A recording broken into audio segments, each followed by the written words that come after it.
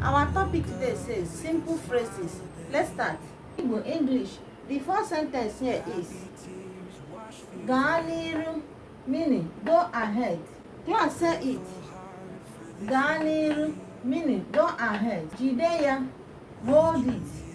Jide ya means hold it. Jide ya meaning hold it. Maybe someone gave you something to hold. He or she will tell you in Igbo, jide ya meaning hold it. Banye n'ime, go inside. Class say it. Banye n'ime, go inside. Banye n'ime, go inside. Banye n'ime. Maybe someone came to visit you. He or she was standing outside. You tell him or her, go inside. Banye n'ime, go inside. Banye n'ime, go inside. Banye n'ime, go inside. Zere ya meaning avoid him or her. Zere ya, avoid him or her. Remember we said that ya is a pronoun in Igbo that represents either he, she or it. So when you hear zere ya, it could be a man or a woman that you want to avoid. So zere ya means avoid him or her. Kwe ya nkwa meaning promise him or her. Kwe ya nkwa means promise him or her. Kwe ya nkwa, promise him or her.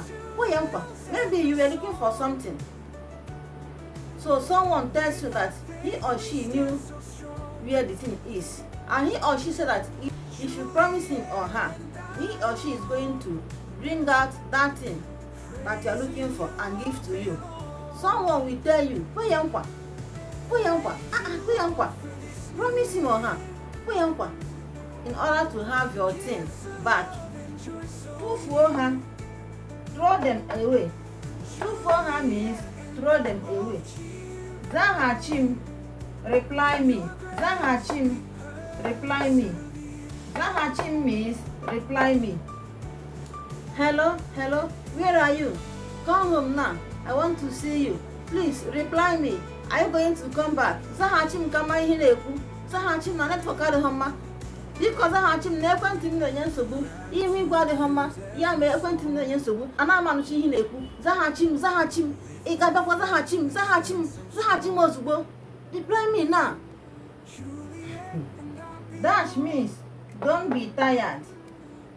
Write the meaning of don't be tired here. Don't be tired. Maybe someone is working. You will tell him or her in English, don't be tired. So write the meaning of don't be tired here. Always share, comment and like my videos. Subscribe to my channel.